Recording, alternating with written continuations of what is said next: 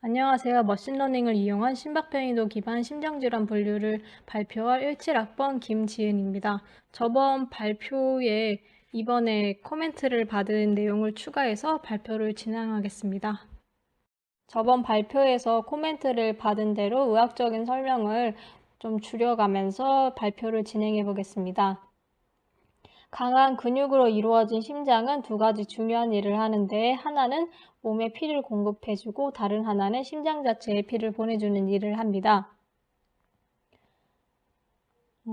이를 위해서 심장은 하루 10만 번씩 펌프질을 하고 이 심장이 펌프질을 하기 위해서는 심장 자체에 피 또는 산소를 공급해준 역할을 하는 것이 관상동맥입니다. 심혈관계 질환이란 이런 심장과 주요 동맥에 발생하는 질환을 말합니다. 통계청에서 발표한 사망 원인 통계를 참고하면 심장 질환은 우리나라 사망 원인의 2위로 암 다음으로 높은 순위를 차지하고 있습니다. 스트레스를 과도하게 겪게 되거나 추위, 운동, 담배 등으로 심장의 부담이 갑자기 늘어나면 환자는 죽음에 직면하는 위험을 겪게 되므로 심혈관 건강은 생명과 밀접한 연관이 있으므로 이에 대한 꾸준한 관리가 중요하게 됩니다. 심혈관계 질환으로서 여러 질병들이 있지만 이번 연구에서는 ECG 신호에서 그 변화가 현저하게 나타나는 우렬성 심부전과 심박세동 이 두 가지 질환에 대해서 연구할 예정입니다. 심부전이란 심장의 구조적 또는 기능적 이상으로 인해서 심장이 혈액을 받아들이는 충만 기능이나 짜내는 펌프 기능이 감소하여 신체 조직에 필요한 혈액을 제대로 공급하지 못해 발생하는 질환군을 말합니다. 우렬성 심부전이랑 충분한 정맥 충만압이 있는데도 생체의 수요에 대해 적절한 순환을 유지할 수 없게 된 상태, 즉 심부전에 의해 폐순환계나 체순환계에 혈류의 정체가 생긴 상태입니다. 심장의 기능이 저하되어 혈액을 말초로 보내는 펌프와 같은 기능이 거의 사라진 상태입니다. 심근의 수축력이 감소하면 심장은 심박출량을 유지하기 위해서 보상작용을 하게 됩니다. 심근의 수축력이 감소되면 심박동수의 증가와 분당 배출되는 혈류량을 증가시키기 위한 좌심실의 비대가 나타나게 됩니다. 이러한 보상작용으로도 감소된 심박출량을 더 이상 보상하지 못하면 우렬성 심부전증이 발생하게 됩니다. 우렬성 심부전의 증상으로서는 호흡곤란, 피로감의 증가, 다호흡, 빈맥과 불규칙한 심장박동 등이 나타나게 됩니다. 심방세동은 심방이 불규칙적이고 가늘게 빠른 속도로 떨게 되는 심장질환입니다. 심방이 여러 부위가 무질서하게 뛰면서 분당 400에서 600회의 매우 빠른 파형을 형성하고 이로 인해 불규칙한 맥박을 형성하는 불정맥 질환의 일종입니다. 특히나 심방세동은 증상이 없거나 있더라도 못 느끼는 경우가 3분의 1에 이르기 때문에 검사를 하지 않으면 오랜 기간 모르고 지나치는 경우가 많습니다. 심장활동은 정기적 자극이 심장 박동 시작 부위에서 생겨서 심장 전체로 퍼져나가면서 이루어집니다. 심전도란 이렇게 퍼져나가는 전기신호를 팔, 다리, 가슴으로부터 받아서 기록하는 검사 방법입니다. 순환기 질환의 진단에 많은 검사들이 이용되고 있으나 그 중에서도 심전도는 많은 장점을 가지며 임상에서 가장 많이 사용되는 검사입니다. 심전도 검사는 정확하고 간단하며 재현성 있고 쉽게 반복하여 기록할 수 있으며 검사 비용이 비싸지 않은 비침습적 검사입니다. ECG 및 심전도 신호란 심장이 운동할 때 심근에 발생하는 심근의 활동, 즉 재분국과 탈분국의 반복에 의해서 활동 전류가 생기는데 이때 체표면 위에 든 전장 내의 두 지점에 유도전극을 부착시키고 차등 증폭기에 의해 이 전류를 증폭하여 양극 간의 전위차의 시간적 변동을 기록한 것입니다. 즉 일종의 시계열 데이터입니다. 주된 도출법으로는 양손에서 유도된 제1도출, 오른손 왼발에서 유도된 제2도출, 왼손 왼발에서 유도된 제3도출 등이 있지만 당국 유도와 같은 새로운 도출 방법도 시도되고 있습니다. 기록된 심전도의 전형적인 파형에서 P파는 심방의 활동, 나머지 QRST 파는 심실의 활동에 기초 심장의 박동은 체내의 항상성 유지를 위하여 끊임없이 변화하는데, 이는 동방결절에 대한 자율신경계의 조절 작용 및 동방결절의 자발적 흥분에 의해 결정됩니다. 이때 심혈관계의 여러 지표들을 최적 수준으로 유지하고 내부 및 외부 조건의 변화에 적절히 반응하기 위하여 동방결절은 교감신경과 부교감신경 모두의 지배를 받고, 이들 서로 상반되는 영향이 균형을 이루어서 심박수를 결정합니다. 따라서 심박 변이도를 연구함으로써 자율신경계의 교감 및 부교감 신경 간의 균형 상태 및 각각의 활동도를 평가할 수 있습니다. 여기서 심박 변이도란 심박수의 변화를 의미하는 것이 아니라 심장 주기의 시간적 변동을 측정 및 정량화한 것을 말합니다. 박동 간 변이를 분석하는 방법 중에 가장 간단한 것은 시계열 분석입니다. 시계열 분석에는 정상 QRS 복합체 간의 시간 간격 혹은 특정 시점에서의 순간 심박수를 측정합니다.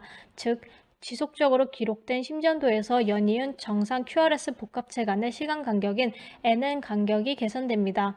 간단한 시계열 변수에는 평균 NN 간격, 평균 심박수, 최대 NN 간격과 최단 NN 간격 간의 차이 등이 있습니다.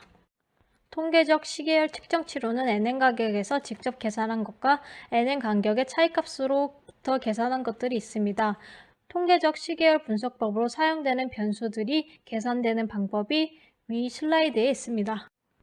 추가적으로 사용할 통계적 시계열 측정치로 평균 심박수가 있고, 평균 심박수는 기록 시간 동안의 평균 심박송수이며 측정한 NN 간격으로부터 계산할 수 있습니다.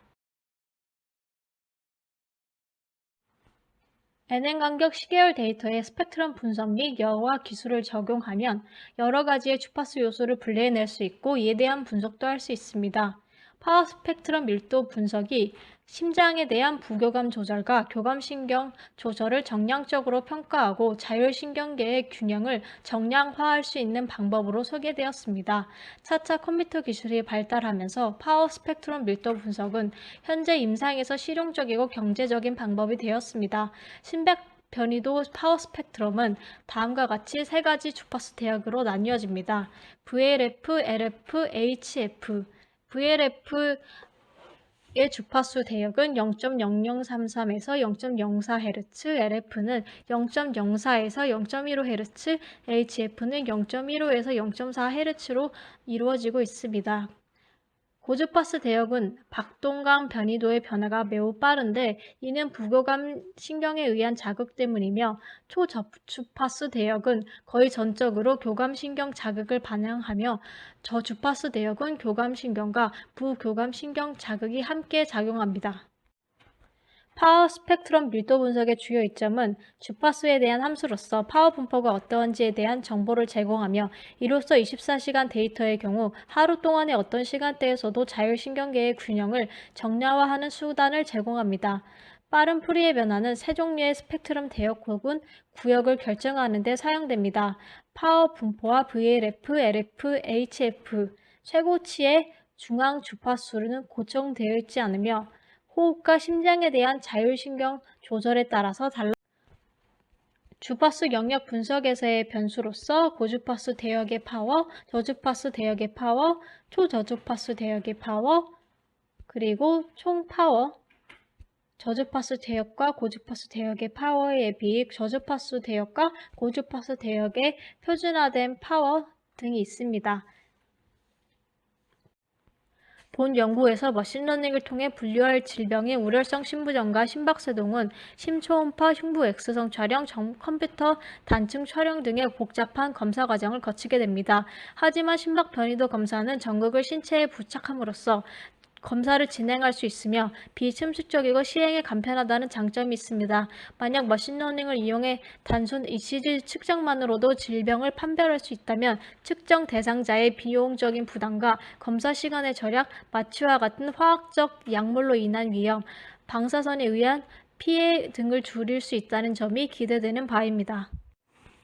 심박을 측정한 데이터만으로 머신러닝 학습을 통해 전문가의 검진 없이 언제 어디서든 환자 자신의 건강 상태를 체크할 수 있도록 그 사람이 어떤 심장 질환을 가지고 있는지 알아내는 것이 이 연구의 주된 목적입니다.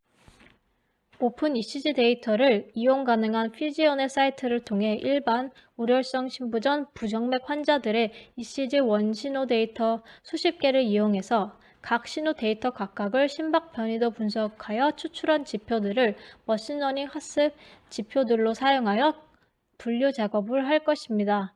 따라서 첫 번째로 심박 측정 데이터에서 질병 판별 결과를 얻을 수 있는 기본적인 파이썬 툴을 개발하고자 하고, 두 번째로 HRV 지표 분석의 정확성을 높이기 위해 주어진 신호에 가장 적합한 필터링 방식을 찾고자 합니다. 마지막으로 머신러닝을 통하여 정상 또는 질병의 종류를 판별하는 과정에서 높은 정확도를 얻을 수 있는 알고리즘을 구현하고자 합니다. 연구 절차로서 첫 단계는 오픈 ECG 데이터를 이용 가능한 피지온의 사이트를 통해서 일반 우려성 심부전 부정맥 환자의 원신호 데이터를 각각 18개 총 54개를 가져올 계획입니다. 원래 20여 개의 데이터들이 각각 있었지만 노이즈가 과하게 심해서 이용할 수 없는 데이터를 제외하였습니다. 두 번째로 ECG 원신호 데이터로부터 피크 디텍션을 통해서 RRI를 추출해냅니다. 그 이후 추출한 RRI 시리즈를 심박 변이도 분석하기 전에 전처리를 합니다. 잘못된 데이터를 전처리를 통해 필터링 및 인터폴레이션 과정을 거치지 않으면 잘못된 분석 결과가 나오기 때문입니다. 이 단계에서 아웃라이어 비트와 액토핏 비트를 정해진 알고리즘을 통해 필터링합니다. 네 번째로 전처리된 신호 데이터 각각을 시간 영역과 주파수 영역에서 심박 변이도 분석을 하여 지표들을 추출합니다. 이렇게 추출된 지표들을 머신러닝 학습 데이터로 사용하여 삼진 분류 작업을 할 것입니다. 여기서 학습 모델의 최적화 작업을 하게 되는데, 즉 질병 예측의 정확도를 높이기 위해 머신러닝 모델을 데이터에 최대한 적합하게 만드는 작업을 진행합니다. 마지막으로 머신러닝 모델 학습을 마친 후 정확도를 계산해 내어서 얼마나 이 머신러닝 모델을 가진 데이터로 질병을 예측할 수 있는지 확인합니다. 위의 그림은 이번 연구에서 사용할 ECG 데이터를 불러와서 부분적인 파형을 플로팅한 것입니다. RRI 시리즈를 추출하기 위해서는 위에서 표시한 피크 위치를 모두 검출해내야 하며, 이는 위의 그림은 앞에서 말한 액토핏 비트를 모식한 그림입니다. RRI 시리즈에서 액토핏 비트란 주변 전후 RRI 값을 기준으로 그 차이가 20% 이상 차이 나는 RRI 값입니다. 액토핏 비트는 정기적 노이즈를 통해 파형이 왜곡된 것이 원인이며, 피크 디텍션을 통해 검출하지 못한 비트를 말합니다. 안녕하세요. 캡스톤 디자인 발표를 진행할 17학번 김지은입니다. 지난 발표에 이어서 머신러닝을 이용한 심박변이도 기반 심장질환 분류에 대해서 발표를 진행하겠습니다. 이번 발표에서는 연구의 목적과 연구 방법에 대해서 간략하게 설명하고 다음 내용을 진행하겠습니다. 이번 연구의 목적으로는 심박을 측정한 데이터만으로 머신러닝 학습을 통해서 전문가의 검진 없이 언제 어디서든 환자 자신의 건강 상태를 체크할 수 있도록 그 사람이 어떤 질병을 가지고 있는 것인지 알아내는 것이 이 연구의 주된 목적입니다.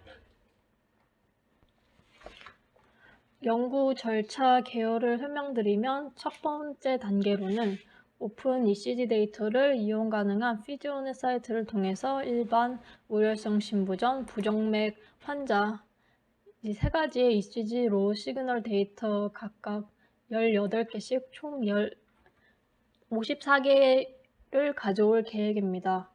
원래 20여 개의 데이터가 있었지만 노이즈가 과하게 심해서 이용할 수 없는 데이터를 제외하였습니다. 두 번째로 ECG 데이터로부터 피크 디텍션을 통해서 RRI를 추출해냅니다. 그 이후 추출할 RRI 시리즈를 심박 변이도 분석을 하기 전에 전처리를 하고, 잘못된 데이터를 전처리를 통해서 필터링 및 인터폴레이션 과정을 거칩니다. 그리고 이 단계에서 액토핏 비트를 정해진 알고리즘을 통해서 필터링을 합니다. 이렇게 전처리가 된 신호 데이터 각각을 시간 영역과 주파수 영역에서 심박 변이도 분석을 하여서 지표들을 추출해냅니다. 그리고 이 추출한 지표들을 머신러닝 모델에 넣어서 삼진 분류를 학습하게 합니다. 이번 연구에서 사용할 ECG 신호의 부분 파형입니다. 정상인 우렬성 신부전 심박세동 총 3가지 파형을 사용할 것이고 위 피크들을 피크 디텍션에서 검출하여 RRI 시리즈를 추출할 것입니다. 이번 발표에서 이제 추가할 내용으로는 ECG 시그널을 어떻게 필터링을 하고 어떻게 피크 디텍션을 했는지 그 과정에 대해서 설명하겠습니다. ECG 데이터베이스에는 2가지 유도 방식이 있는데 그 유도 방식을 어떻게 선택을 했는지 설명드리겠습니다. 먼저 말씀을 드리면 위쪽 리드의 파형을 선택했는데 그 이유로는 일반적으로 ECG를 판독할 때는 심근의 활동을 의미하는 PQRST 파형이 잘 나타나는 제2 유도의 파형을 가지고 판독을 하거나 분석을 하는데 이번 연구에서는 ECG 파형 자체보다 피크를 검출하는 것에 초점이 맞춰져 있으므로 피크가 두드러진 유도의 파형을 분석에 사용하였습니다. 피크 디텍션에서 가장 중요한 것은 가장 큰 피크 하나만이 두드러지고 나머지 부분 파형이 완만한 것이 가장 중요합니다. 한 주기의 피크가 여러 개가 존재하게 되면 여러 개의 피크가 검출되어서 잘못 피크를 디텍션할 수 있기 때문입니다. 두 번째 단계에서는 60Hz FIR 로우 패스 필터를 적용하였습니다. ECG 센서에 연결된 파워라인의 간섭이 60Hz에서 일어나므로 간섭의 영향을 받지 않도록 60Hz 로우 패스 필터를 이용해서 60Hz 이상의 고주파를 제거하였습니다. FIR 필터는 위상이 선형이기 때문에 원신호 파형의 왜곡을 주지 않기 때문에 사용하였습니다. 신호를 필터링하는 목적이 피크 디텍션을 위해서인데 파형의 왜곡이 생기면 디텍션이 잘 이루어지지 않고 잘못된 값을 얻을 수 있기 때문에 FIR 필터를 사용하였습니다. 탭수는 적절하게 51개를 선택하여서 사용하였고 필터의 리프를 억압하기 위해서 블랙맨 윈도우를 사용해서 필터를 설계해서 적용했습니다. 신호를 반전하기 전에는 피크를 검출하기 어려운 양의 피크들이 매우 짜잘하게 작은 신호이기 때문에 반전하여서 피크를 잘 검출하기 위한 파형으로 만들어줍니다. 신호를 반전을 했더니 피크 하나가 매우 두드러진 모양으로 잘 나타나고 있습니다. 이제 피크 디텍션의 원리에 대해서 설명드리겠습니다. 피크 디텍션을 할 때 기준을 2가지를 사용했는데 그것이 프로미넌스와 디스턴스입니다. 지형학에서 돌출 높이 프로미넌스는 해발고도와 함께 산이나 언덕의 높이를 나타내는 한 방법입니다. 높이를 재려는 봉우리로부터 그 봉우리를 둘러싸면서 더 높은 봉우리를 포함하지 않는 가장 낮은 등고선까지의 세로 길이를 말합니다. 이 돌출 높이를 피크를 검출할 때 피크인지 아닌지 판단하는 기준으로 유용하게 사용할 수 있습니다. 두 번째 거리는 단순하게 피크를 검출할 때 간격을 나누어서 그 간격마다 하나의 피크를 검출을 하는데 그 간격이 바로 디스턴스입니다. ECG 파형은 비교적 주기적인 신호이므로 이 디스턴스를 잘 이용하면 피크를 검출할 수 있습니다. 슬라이드에 나타난 그림이 피크 디텍션의 결과입니다. 그 X 표시가 피크의 위치를 나타내고 있는데 피크의 위치에 딱 X표가 잘 나타나 있는 것으로 피크 디텍션이 적절하게 적용된 것으로 보이고 있습니다. RRI 시리즈는 앞에서 계산한 시간적으로 나열된 피크 간의 시간 간격인 RRI 인터벌을 나열한 것입니다. 이 그림은 RRI 시리즈를 시간축에 대해서 그래프를 표시한 것입니다. 다음으로 엑토픽 비트 필터링을 하는 기준에 대해서 설명드리겠습니다. 엑토픽 비트는 보통 피크 딕테이션이 피크를 제대로 잡아내지 못했거나 정기적 노이즈로 인해서 그 피크가 이상한 위치에 생기는 경우에 생깁니다. 말레이 룰에 의해서 RRI 시리즈에서 엑토픽 비트란 특정한 RRI 값을 기준으로 전후 RRI 값과 비교해서 전과 후 RRI 값 모두에 대해서 그 차이가 20%보다 클 경우 엑토픽 비트로 간주합니다. 이러한 엑토픽 비트를 기준에 따라서 검출하여서 제거하는 과정을 거치게 됩니다. 바로 전 단계에서 제거된 엑토픽 비트를 그대로 두면 안 되고 그 값을 대체해야 됩니다. 그 과정이 인터폴레이션이고, 즉 보관이란 알려진 지점의 값 사이에 위치한 값을 알려진 값으로부터 추정하는 것을 말합니다.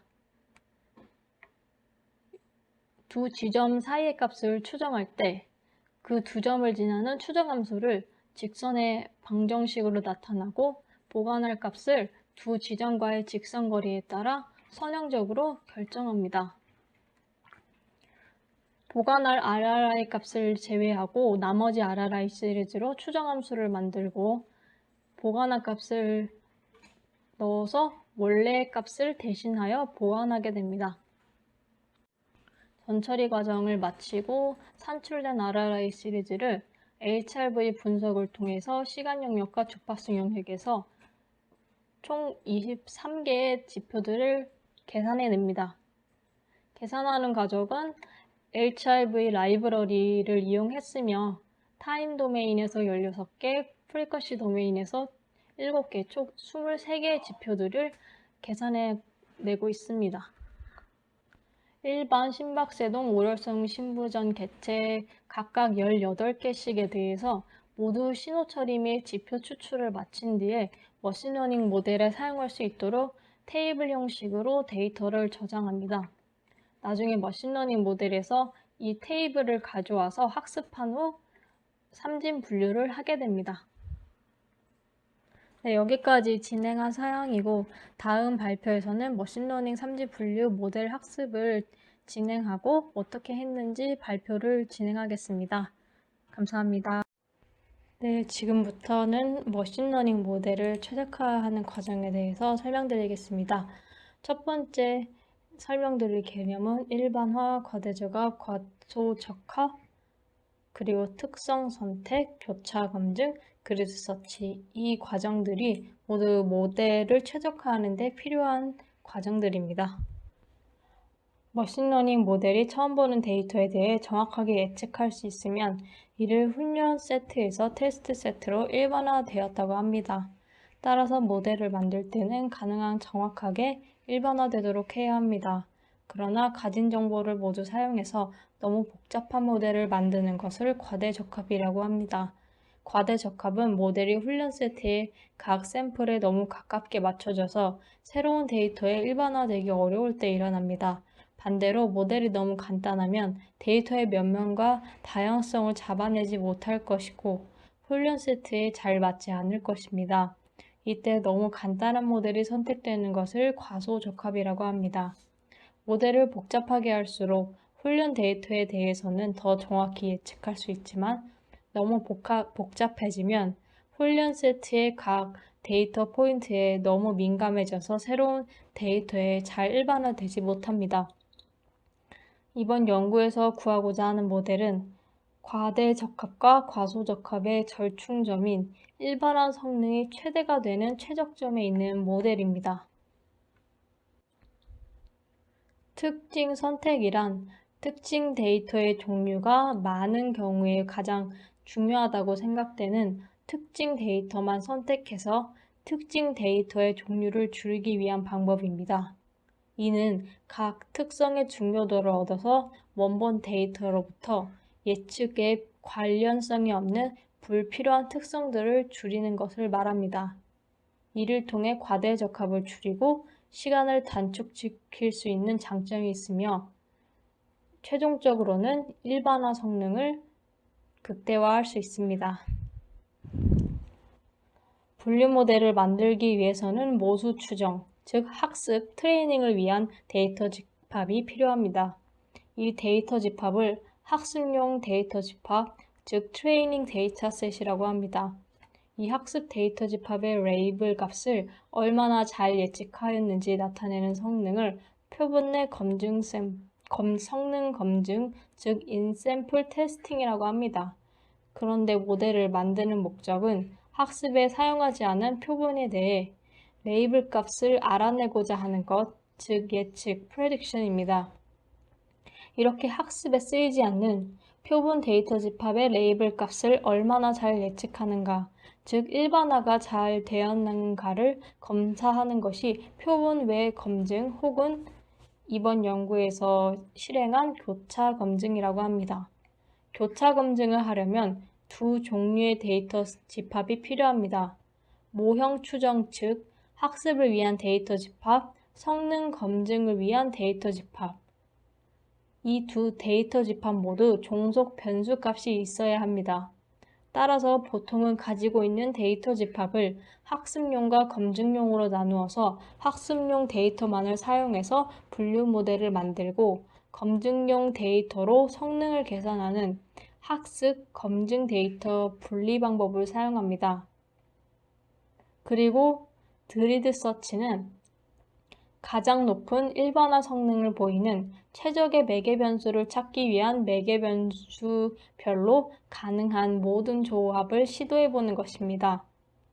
크기로 나열된 시도될 매개 변수의 집합의 원소들인 매개 변수 사이에서 인접한 매개 변수 사이 간격은 균일해야 합니다. 만약 매개 변수 C와 감마를 각각 6개의 수 중에서 하나 선택해야 하고 5겹 교차 검증을 사용한다면 총 6 곱하기 6 곱하기 5 해서 180개의 모델을 만들어야 합니다.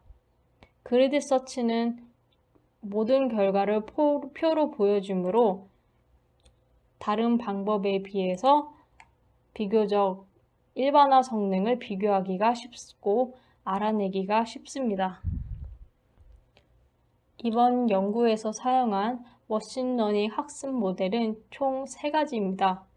K에는 가장 가까운 훈련 데이터 포인트 중 임의의 K개를 선택한 다음 선택된 포인트 중에 다수의 클래스가 예측 레이블이 되는 방식입니다. 로지스틱 리그레션은 가설 함수를 0에서 1 사이 값만을 갖는 시그모이드 함수로 사용하여 이 함수를 바탕으로 확률을 계산하고 예측해서 분류합니다. 커널 SVM, 즉 서포트 벡터는 두 클래스 사이의 경계에 위치한 데이터 포인트들을 말합니다. 각 서포트 벡터와의 거리를 측정하여 두 클래스를 나누는 결정 경계를 만들어서 예측 및 분류를 합니다. 이번에는 이번 연구에서 진행한 머신러닝 지도 학습 과정에 대해서 큰 틀에 대해서 설명드리겠습니다. 첫 번째로 전의 과정에서 추출한 피처들이 담긴 텍스트 파일들을 불러옵니다. 이 피처들은 앞에서 HRV, 심박 변이도를 계산해서 추출한 지표들입니다. 두 번째로 특정 선택 과정을 거칩니다. 특정이 추가되면 모델은 더 복잡해지고 과대 적합될 가능성이 높아지므로 가장 유용한 특성만 선택해서 특성의 수를 줄입니다. 이렇게 하면 모델이 간단해지고 일반화 성능이 올라가기 때문입니다. 이번 연구에서는 특성 선택은 일변량 통계 방식으로 진행했습니다. 일변량 통계에서는 개개의 특성과 타깃 사이에 중요한 통계적 관계가 있는지 계산하고 깊게 관련되어 있다고 판단되는 특성을 선택합니다. 분류에서는 이것을 분산 분석이라고도 합니다. 이 방식의 핵심 요소는 각 특성이 독립적으로 평가된다는 점입니다. 따라서 다른 특성에 깊게 연관된 특성은 선택되지 않습니다. 세 번째, 그리드 서치 과정을 거칩니다. 매개 변수를 튜닝해서 일반화 성능을 개선합니다. 모델에서 일반화 성능을 최대로 높여주는 매개 변수의 값을 찾는 것입니다. 매개 변수를 대상으로 가능한 모든 조합을 시도해 보는 것이 아까 말씀드렸던 그리드 서치입니다. 이번 연구에서는 모든 조합의 특성 선택의 개수, 즉 총 몇 %의 특성을 이용해서 일반화 성능이 어떻게 나타나게 할 것인지 설정하였습니다. 특히나 SVM 모델에서는 A Practical Guide to SVM Classification 방법에 따라 지수 함수적으로 변하는 C와 감마 조합을 사용했습니다. 네 번째, 교차 검증 과정을 거치게 되는데, 교차 검증은 일반화 성능을 재기 위해 데이터를 여러 번 반복해서 나누고 여러 모델을 학습하는 방법입니다. 교차 검증을 하지 않으면 특정 훈련 데이터에만 한정돼서 정확한 일반화 성능을 재기가 어렵습니다. 이번 연구에서는 Live One Hour Cross Validation 방식을 사용했습니다. 교차 검증 방식은 각 반복에서 하나의 데이터 포인트를 선택해서 테스트 셋으로 사용하고 작은 데이터 셋에서 더 좋은 결과를 만들어내기 때문입니다. 이번 연구에서는 비교적 작은 데이터 셋을 사용하므로 교차 검증 방식을 선택했습니다.